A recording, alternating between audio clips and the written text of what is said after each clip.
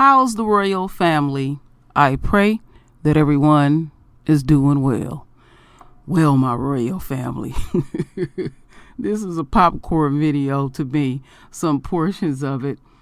Wow, I have a couple of videos to play the royal family, but first I'm going to jump into this article that I found on News 1. Delusional white men attack Nancy Pelosi over ripping Trump's SOTU speech, State of the Union speech, while ignoring his racist antics. Pelosi said ripping Donald Trump's State of the Union speech was the courteous thing to do. Well, I'm going to read the whole article. Let me get my other computer here.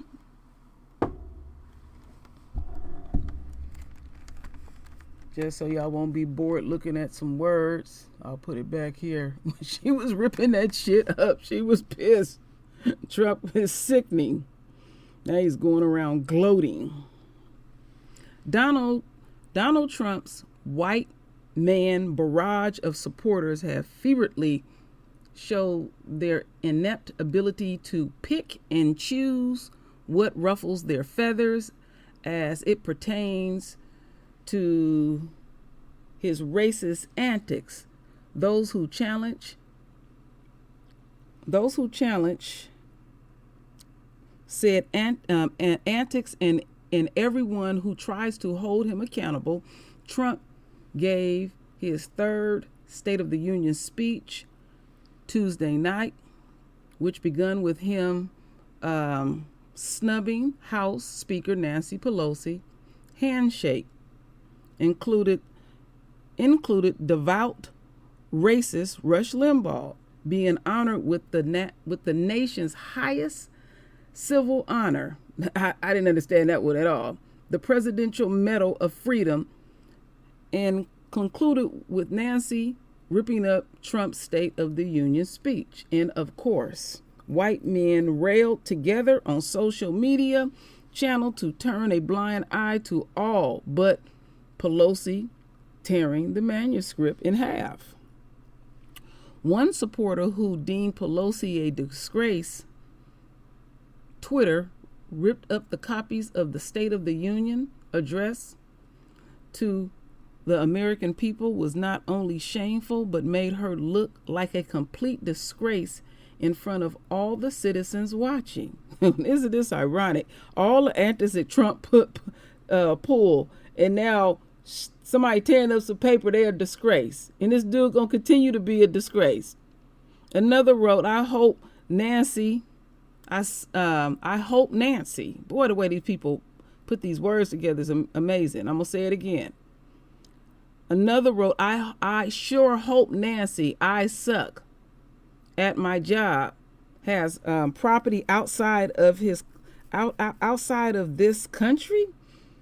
She should be fired and exported. Okay, I'll leave it right there. That's how I'm reading it, family. Following the State of the Union, Pelosi stood behind her decision to rip up Trump's speech. The manifesto of mistruths presented in page after page of the address tonight should be a call to action for everyone who expects truth from the president and policies worthy of his office and American people, she said in a statement. The American people expect and deserve a president to have integrity and respect for the aspirations for their children. After leaving the House floor, Pelosi said she ripped the pages because it was the courteous thing to do, considering the alternative, according to NBC News. However, these same chauvinistic took no issue with Trump honoring Rush Limbaugh, whose legacy largely include making racist comments with the same medal given to Rosa Parks and Dr. Martin Luther King Jr. They were specifically vocal about Pelosi choosing to remain seated with Limbaugh was given the honor. That was another disgraceful moment. Rush Limbaugh inspired millions of people and still does to this day. New Orleans Congressman Steve Salas said, Salas continued, everybody should have stood for that. It shows. I think it makes them look little as a party when they don't do that. Yeah, some people literally didn't show up. Some people literally walked out of their disgust of Trump. Author Billy Holloway called Pelosi's actions, oh Lord, I have a hard time pronouncing this word, egregious. That's the best I can do it. Nancy Pelosi isn't standing for Rush Limbaugh, and frankly, it's appalling. It's appalling. He has cancer. This isn't some political thing. Oh, yes, it is. Okay, now we're supposed to feel some kind of way when somebody has a disease, a terminal disease. But when it comes to anybody else, they don't give a damn about nobody's plain and plight.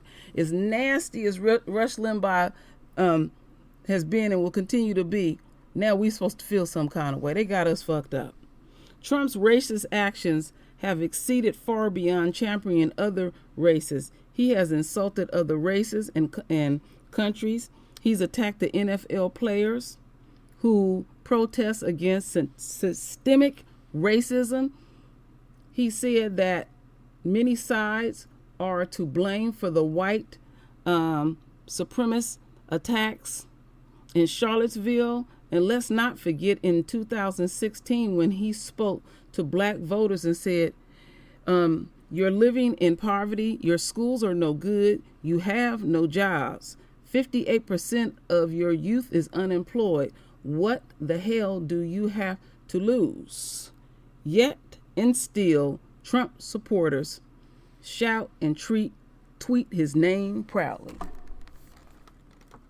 And when Trump really stick it to America, like I said, those ones who extremely like him, extremely love him, watch how it goes to extremely hate him, and they will fall out of love with him as we continue on. So I got a little video here. I'm going to show y'all this first video. Then I got a bonus one pertaining to this mess. So I want to hear what Nancy has to say at her weekly press conference.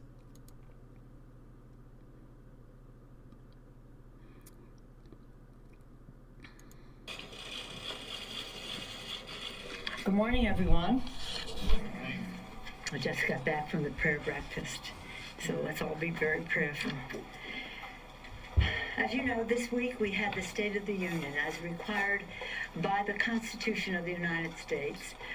The President is to submit in writing or in person his statement of the State of the Union. What happened instead was the President using the Congress of the United States as a backdrop for a reality show, presenting a state of mind that had no contact with reality whatsoever. It was quite appalling to hear the President say to the 150 at least million families in America that are faced with pre-existing medical conditions about a benefit that is afforded to them in the Affordable Care Act, that he was protecting that benefit, when in fact he has done everything to dismantle it. In fact, we are fighting him in the courts right now to preserve that benefit. That misrepresentation was appalling and so clearly untrue. Next, he talked about another issue of concern to America's working families, the issue of the cost of prescription drugs. As I've said to you before, I've seen grown men cry across the country when it comes to the fact that they cannot afford the prescription drugs and meet their other obligations to their families. And we had talked about negotiating for lower prices. That's the only way you're going to get lower prices. During the campaign, the President said he was going to negotiate like crazy. I think like crazy means maybe not at all. I've said that to you before, because the President's statements have sent pharma stocks soaring. and for him to represent that he was working on that. We had been working on it. We were hopeful to get something done. I guess Farmer must have stepped in. And then he talked about saving Medicare and Social Security, when in fact, in his budget, the 220 budget that he submitted, $2 trillion were decreased in Medicare and Medicaid combined, including to, in terms of Social Security, reduce the disability benefit in Social Security. So these, one after another, right to the kitchen table of America's working families to serve up these falsehoods. What appalling also was when he was trying to discredit the triumph of the Obama administration on the economy. And I've given you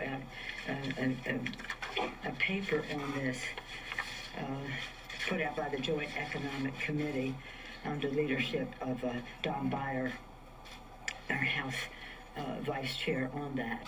And it talks about all the things, job creation and the rest. But to succinctly put it, when President Obama came into office, the unemployment rate was 10%.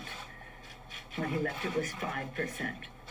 So President Trump did not inherit a mess. He inherited a momentum of job creation. When President Obama came into office, the stock market was at 6,000. When he left, it was at 18,000. Again, momentum that the administration was able to build on, not a mess. During the 8 years of President Obama's presidency, he reduced the deficit by $1 trillion. Instead, this administration is increasing the $1 trillion, and of course, with their tax scam for 83% of the benefits going to the top 1%, they increased the national debt by $2 trillion, and therefore they tried to. It's supposed to pay for itself, but instead they went to Medicare and Medicaid to try to pay for that. But we're not doing that. And then during the 8 years of when President Bush was president, the job growth was slow. Under President Obama, we gained more than 14 million private sector jobs. And during his presidency, more than, and that is far more in a prorated in terms of years than what this president has created. A momentum, a path of $14 million is not a mess, Mr. President. And then during his presidency, we rescued the auto industry and all that brought back to the economy. And during the administration, more than 20 million people were afforded quality, affordable health care. But more, in addition to that, 150 million families with pre-existing conditions got a new benefit that enabled them to have access to health care, as well as other benefits of no lifetime limit, no annual limit. Child is up until 26 years old can stay on your benefit. Being a woman, no longer a pre-existing condition. So when he talks about, oh, I'm going to make health care, the fact is he did not inherit a mess. He inherited a momentum of growth in our economy. And many more statistics are in what I hope you will read, because it was appalling to hear him try to take credit for something that and call what President Obama did a mess that he inherited, when in fact it was a great advantage to the country that President Obama's policies took us to that very positive place of growth and of job creation and deficit reduction. And I talk to my members and they have ideas. I always say, what does your idea do for growth, for creation of good paying jobs, and reducing the deficit? Let's see how it meets those standards. What the president has done is not that. And so for him to make it as if he did all this stuff and all the rest, he still hasn't even matched President Obama's growth in the stock market, if you call that a real measure of success. And in some respects, it's a good indicator, but it's not an indicator of what is happening at the kitchen tables of America's working families, where they're concerned about the fact that many of them have not received a raise in a very long time. that 40% of them could not find $500 for an emergency. The president goes on and saying, oh, it took many more, because of Walmart growth, many more people are not on food stamps. No, you kicked them off.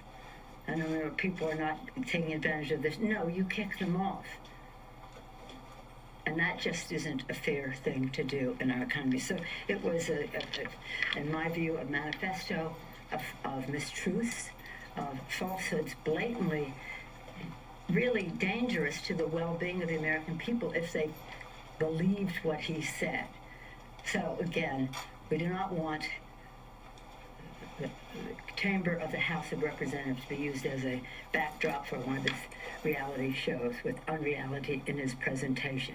And by the way, a serious breach to start shouting 4 more years on the floor of the House.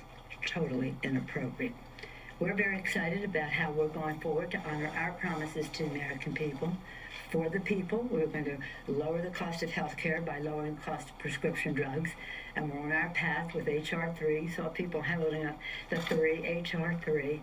Maybe just 3 benefits from the people should know. That it will lower the cost of prescription drugs for them.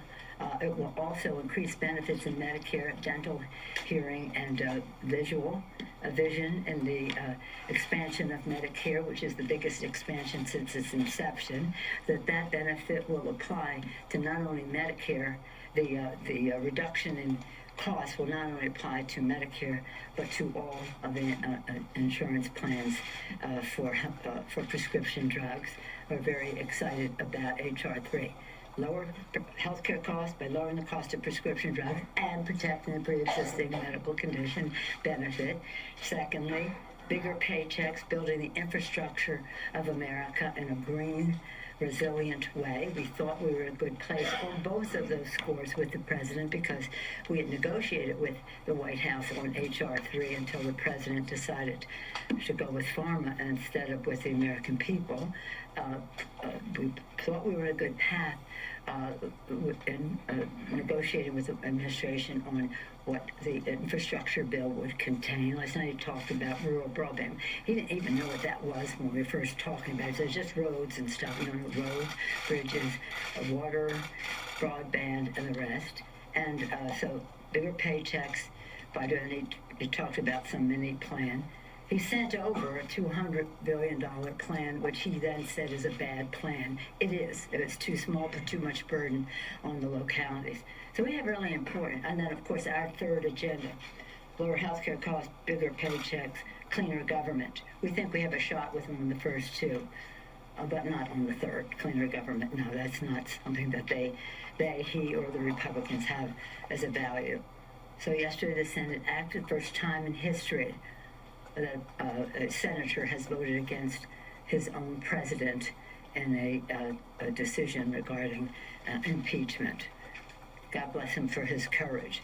This morning the president said when people use faith as an excuse to do, I don't know if he said bad things, but whatever he said, it was just so completely inappropriate, especially at a prayer breakfast.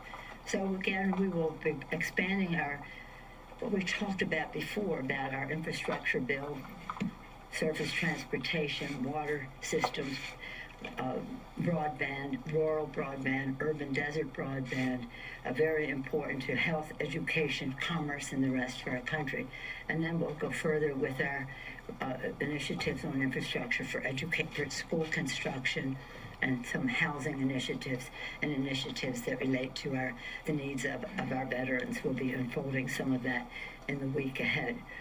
So we continue to do our work. 275 or more bipartisan bills on Mitch McConnell's desk. The Grim Reaper has not taken any of them up.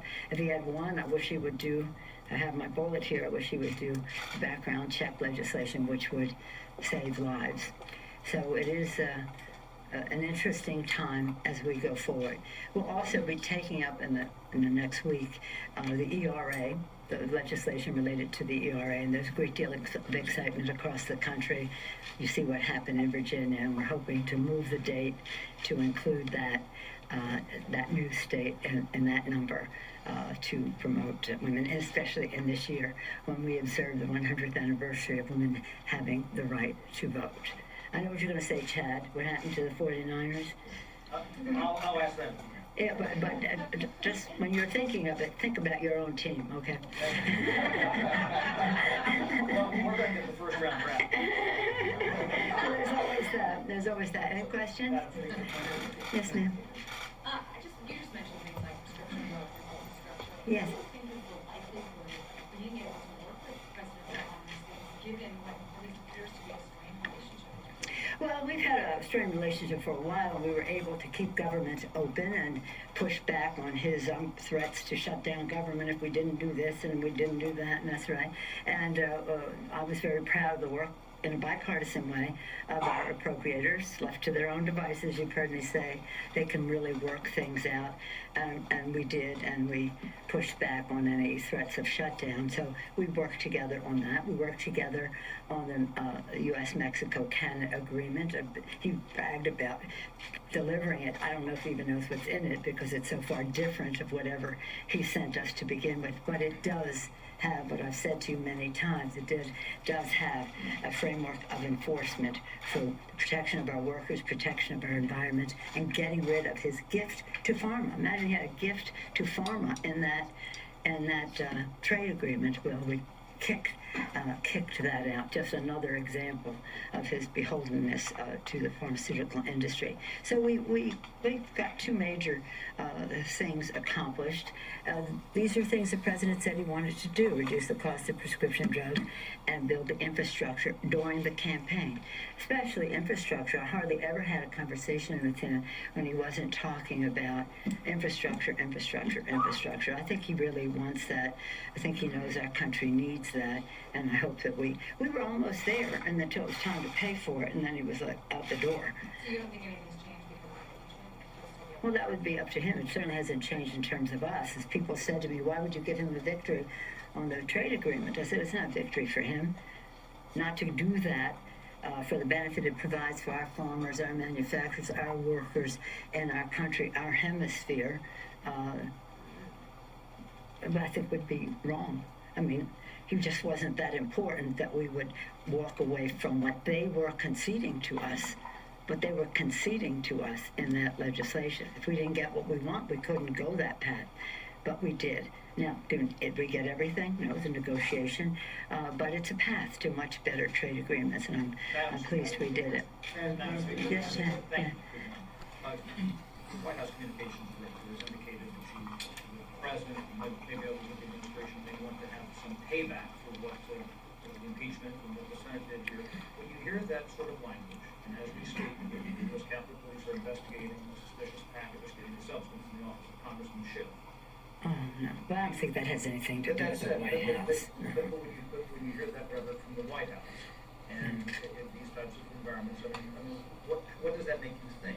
Well, let me just say that language is, first of all, the whole State of the Union was beneath the dignity of the White House, an insult to the Congress of the United States and the American people. So their language is nothing that surprises anyone. But they have to know when the White House speaks, those words weigh a ton. And they are giving encouragement to people to do things. Just as, remember, Charlottesville, people were coming down that hill with tiki torches saying, the Jews will not replace us, the Jews will not replace us. And what was the president's statement? They're good people on both sides. Really? The Jews will not replace us and the good people on both sides? So there's a mysterious view that they have about what their words, the weight their words carry. And there are people out there who, for whatever purpose, I know I'm constantly, I don't want to even go into the target that I am because of them, but I can't worry about that. But that was there even before them. Just working with President Obama stirred up some of those same people. But I would like to think that it had nothing to do with what the White House was saying. But I do think they should rein in their comments. Because what they're saying is they're going to be payback to us for upholding the Constitution of the United States, for honoring the vision of our founders, for a democracy, a republic if we can keep it. for something our men and women in uniform fight to protect our freedom, our Constitution, and the aspirations of our children that depend on living in a democracy that is unquestioned in terms of that, where we have freedom of the press to be guardians of that democracy. So, I'm not very fond of commenting on anything they say, but if it's threatening, it's wrong. Several members of the various House investigative committees have indicated that they would like to subpoena John Bolton. What's your position on that, and when should it happen? I want to first salute our managers. I think they did a magnificent job in presenting the case for our founders, for our Constitution, for our country. We could not have been better served. Each and every one of them did a magnificent job, and Adam Schiff's leadership was a blessing to our country. I'm proud of the work that the Senate did in terms of their response to all of this and their unanimous vote on the House Democrats in support of our Constitution. We are now, the Senate has spoken in terms of any punishment to the president. He's impeached forever, no matter what he says or whatever headlines he wants to carry around. You're impeached forever. You're never getting rid of that scar. And history will always record that you were impeached for undermining the security of our country, jeopardizing the integrity of our elections, and violating the Constitution of the United States. Our purpose in all of this, in addition to holding him accountable so he stops doing what he's doing and no future president thinks that she or he could have liberty to take us away from a republic, if you can keep it, to a Second Amendment enables me to do whatever I want. No, that's not what our Constitution is about. So we will continue to do our oversight to protect and defend the Constitution, which is three co-equal branches of government, each a check and balance on the other. And we have some cases in court now, McCann and taxes and and that will take time. We didn't need to have that come to a fruition because we had a strong enough case to impeach and remove. But those cases still exist. If there are others that we see as an opportunity, we'll make a judgment at that time. But we have no plans right now. Yes, ma'am. Could you describe what you were thinking this morning as the president said that impeachment was a terrible ordeal put through by corrupt, dishonest people, by which you and other Democrats, and also his suggestion that you don't actually pray for him? I don't know if the president understands about prayer or people who do pray. But we do pray for the United States of America. I pray for him. I pray for President Bush, still President Obama, because it's a heavy responsibility. And I pray hard for him because he's so off the track of our Constitution, our values, our country, the air our children breathe, the water they drink, and the rest. He really needs our prayers. So he can say whatever he wants. He can say whatever he wants, but I do pray for him, and I do so sincerely and without anguish, gently. That's the way I pray for everybody else. I thought what he said about Senator Romney was particularly without class. What did he say? There's some people who use faith as an excuse to do the wrong things. You remember what he said about Romney? You have that there? It's so inappropriate at a prayer breakfast. You want to go to the prayer breakfast, prayer in the school, vouchers, women's right to choose, all those things that's a right audience for. God bless you. It's a prayer breakfast, and that's something about faith. It may not be something I agree with, but it's appropriate. But to go into the stock market and raising up his little thing and mischaracterizing other people's motivation, he's talking about things that he knows little about, faith and prayer. Yes, ma'am. You often counsel your members to be dignified in their response, yes, to take the high ground. Did you step on that message by tearing up? No, I did not. No, I did not. I tore up a manifesto of mistruths. It's very hard for us to get you to talk about the issues that we are working on, HR 3, infrastructure, and the rest. He misrepresented all of that. was necessary to get the attention of the American people to say, this is not true, and this is how it affects you. And I don't need any lessons from anybody, especially the President of the United States, about dignity. Dignity. Is it okay to start saying 4 more years in the House of Representatives? But it's just unheard of. Is it unheard of for the president to insult people there who don't share his view, as well as to misrepresent, present falsehoods? Some would use the word lie. I don't like to use the word lie about what he is saying.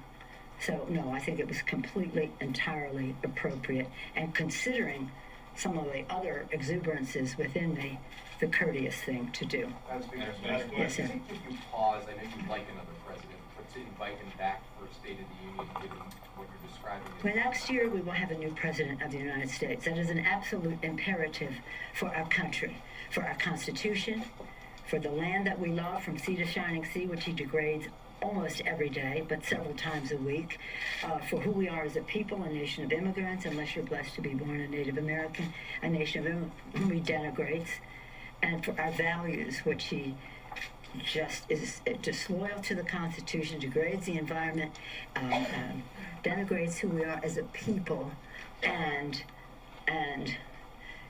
undervalues who we are as a great country that is a good country where people care about each other and where there's a sense of community.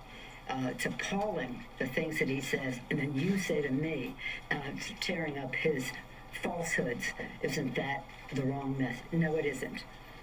It's just, I have tried to be gracious with him. I'm always dignified. I thought that was a very dignified act compared to my exuberances, as I said. But we will not allow any president to use that Capitol, that chamber of the House of Representatives, of the People's House, as a backdrop for him. Now, all presidents have guests, constant guests. That was not a State of the Union. That was his state of mind. We want a State of the Union. Where are we? Where are we going? And the rest. Now, let me just show you how many guests I can draw. And let me say how I can give a Medal of Honor. Do it in your own office. We don't come in your office and do congressional business. Why are you doing that here? Quite frankly, when he started talking about someone with stage 4 cancer, all of that, I thought he was, I don't know which stage John Lewis's cancer is at, but when he started talking about someone with cancer, we thought he was going to talk about John Lewis. A hero in our country? Come on. So in any event, I feel very liberated. I feel very liberated. I feel that I've extended every possible courtesy. I've shown every level of respect. I say to my members all the time, there's no such thing as an eternal animosity. There are eternal friendships, but you never know on what cause you may come together with somebody you may perceive as your foe right now. Everybody is a possible ally in whatever comes next. E pluribus unum, from any one. They didn't know how many we'd be or how different we'd be, but they want us always to remember that we were one. And they, our founders, had their differences, as do we. So again, I extended the hand of friendship to him, to welcome him as the President of the United States, to the People's House. It was also an act of kindness because he looked to me like he was a little sedated. He looked that way last year too, but he didn't want to shake hands. That meant nothing to me. It had nothing to do with my tearing up. That came much later, and I'm a speed reader. I just went right through that thing. So I knew what was coming when I saw the compilation of falsehoods. But then when I heard like the first quarter or third, then I started to think there has to be something that clearly indicates to the American people that this is not the truth.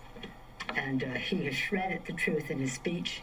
He's shredding the Constitution in his conduct. I shredded his State of his Mind address. Thank you all very much. All right, my royal family. I enjoyed listening to that, my royal family, and that was the first time I heard it. And gives you a state of mind of what's going on with Nancy Pelosi and what she has to deal with being in her position. I do not feel sorry for what's going to happen to the Democratic Party. They still have not done right by us. And, I will and others will continue to talk about that. So let me stay on point. So the bonus video. So when I started out, delusional white men attacked Nancy Pelosi over ripping Trump's State of the Union speech while ignoring his racist antics. Well, check this out. I'm just going to play it. It speaks for itself. Congressman Gates, you actually want to take a pretty aggressive step here. What is it? Okay. Tomorrow, Laura, I will be filing charges against Nancy Pelosi in the House Ethics Committee. She disgraced the House of Representatives, she embarrassed our country, and she destroyed official records. The law does not allow the Speaker of the House to destroy the records of the House, and the rules of the House do not permit some little temper tantrum just because you don't like what the President of the United States says. And you know what? A lot of Republicans are sick of the double standard here. When Joe Wilson made a comment, an excited utterance, oh, the Democrats really brought the heat down on him when he said that Obama lied about illegals getting health care under Obamacare. By the way, Joe Wilson was right, but we ought to apply the same standards to the Democrats that they want to apply to us, and there will be an ethics investigation of Nancy Pelosi, and we will start the ball rolling to have her censured, and the first act begins tomorrow when Congressman Zeldin and I will join Kay Granger in a censure resolution, and we will force a vote on that resolution. Well, you don't have the majority in the House. I heard today that, well, it's not really a formal record because it's a copy of the speech the president signed. I heard murmurs that this is cute, but it's not really going to work, Congressman. Well, to Matt's point about what happened to Joe Wilson, the House passed a resolution naming names. Right, the double standard, the moral equivalency, we saw it happen this time last year when Ilhan Omar came in and they were making the comments that were anti-Semitic. We saw different standards applied. If she was a Republican, she would have been named, they would have named names and they would have thrown her off her committees. But no, it's different because she's a Democrat. Now, she should be censured. It was a disgrace. It was an embarrassment. Basically, from the inside out, Nancy Pelosi has been poisoned. She is now poisoning the House of Representatives and Congress and our country because it started off with her getting rolled by her far left, which is basically taking over the Democratic Party. Is she mad, though? Is she mad at herself? She may be. I didn't think she was a stupid person. But she does until last night when she did that little stunt with the ripping. She's not stupid, but Nancy Pelosi has some real impulse control problems. She is the first Speaker of the House of Representatives to have her words taken down by the House of Representatives because she was too personal in her attacks against the president, which were unfounded. That hadn't happened in over 50 years in the House of Representatives. She was the first. But this latest attempt embarrassed the House of Representatives in front of the world. The world was watching the president. He gave an inspirational, fantastic speech. And for her to have a temper tantrum, we don't allow that on the floor of the House of Representatives, and Nancy Pelosi is not above the rules of the House just because she is the Speaker of the House. I just want to set the stage for people about what happened last night in the State of the Union speech versus what was said afterward by the Democrats, and I think putting some of the comments side by side is instructive. Check it out. Your husband is back from deployment. He is here with us tonight, and we couldn't keep him waiting any longer. It was a disgusting performance. Absolutely disgusting. We'll soon be heading to the school of your choice.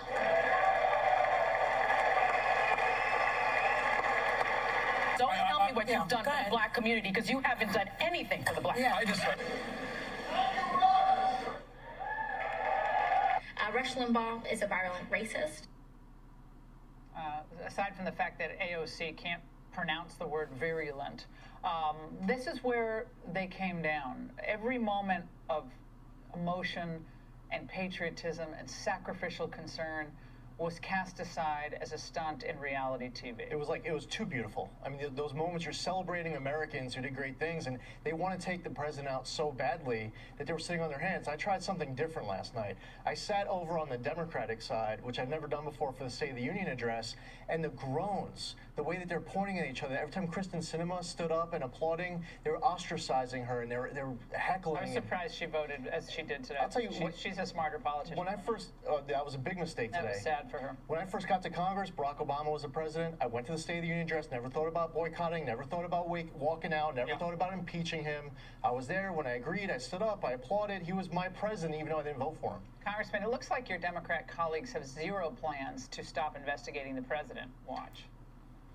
You said it's likely that your committee or some combination of committees will subpoena John Bolton. That's what you're saying. Has the speaker signed off on it? When would this happen? I don't know. I mean, Jerry Nadler just looks like a beaten man in that clip. But the Democrats are a one-trick pony now in Washington. They offer America only impeachment and investigations because they haven't been able to come together for an immigration plan, an infrastructure plan, anything that would actually impact the lives of the people of this great country. If she can't sit there and act like a decent human being during a State of the Union speech, how is she going to march her white pantsuited self into the Oval Office and talk infrastructure? Right, she can't, and she needs to relinquish the gavel, and the American voters have She's got to retire. You know what I would say? You got to retire. If you can't even comport yourself at the State of the Union, you've called for two people to resign, and it's only the A block. Yeah, well, the rest of the show, who knows who's going to get the ass before the show. You guys are safe for right now. Congressman, thank you for being here. We're going to be following the censure push and all of this. So thank you for updating us on all of this tonight. Boy, these people are delusional, and their racism. I mean, they literally, they racism. They literally wear it on their sleeves, and it's like they're taking something that I feel like was little, and they're trying to make it more than what it is. These people are not at least interested in being patriotic, upholding the Constitution, or anything. But we got an insight on how white men truly feel deep within their soul about white women, because that Make America Great Again, it's a lot up under that hat. You know, there's a lot. They want her ass barefoot and pregnant. See, this is that's why what I was saying on Twitter, white men are really displaying how they feel about the white woman, and they have been very quiet about that. And the first time that I've ever really picked up on them displaying how they really feel is with Sarah Palin. I never forget this. I was reading where this white man said, "Oh, damn, if McCain become president, you know, he already old and sick looking." He said if he died, there's a high possibility Sarah Palin would become president. And he said I would have to kill her. And the guy didn't waver. I was like, damn. And then the second time where I caught it is at the Cohen hearings, where, you know, he was accused of raping someone. And there's other stories of him doing things with women, and how the white man went against the white woman. And that spoke volumes. Me and KD were talking about that behind the scenes. I said, wow, this is a war. When will it get bigger and bigger? Because they're kind of secretive about these things. But one thing that Trump has the ability to do is bring something out of a person. And it's what they really corely feel. You know, the enemy now is wearing their feelings on their shoulders. And it shows you how that particular race of people, they can never be satisfied. There is nothing that is ever enough for them. So now what we will see, because the first video that I put up today was about the House cannot stand. It's divided. Okay, now in that divided house, they're going to be going for the juggler. To hell with the American people. You know, I'm going to stand firm. So right now the Republican Party feel quite smug in what they're doing. And the Democratic Party, you did it to your damn self. That's all we have to say about it. ADOS. Cut the check. That is it, and that is all. Render your voice with your beautiful divine words. And as always, my royal family, I thank you for your love. I thank you for your support. And with that said, Ashe.